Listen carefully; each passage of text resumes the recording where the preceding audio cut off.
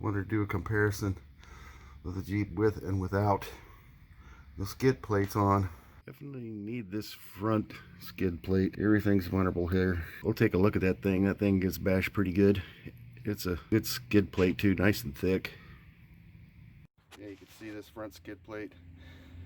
That thing catches quite a bit. It's just scratched up. It's not dented at all. It's just scratched up. You can kind of see without the skid plates.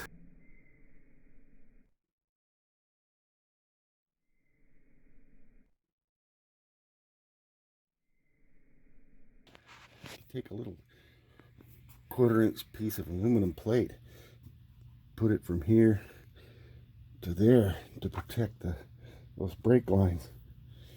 And that's all you need.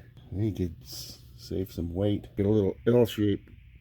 These things take a little 90-degree angle to the driver's side. Yeah, this skid plate comes all the way out here. I don't know. That just seems like, what the heck are you protecting way the heck out here? So maybe the floor, but geez, you're gonna hit this way before you hit this.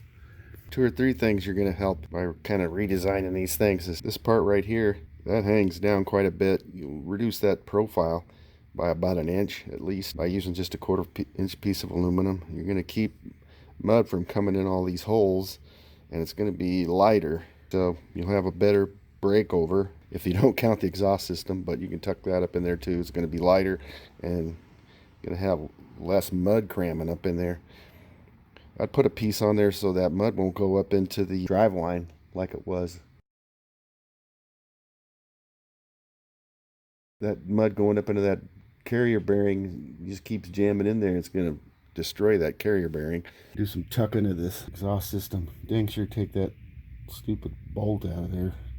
And just have somebody just weld that up.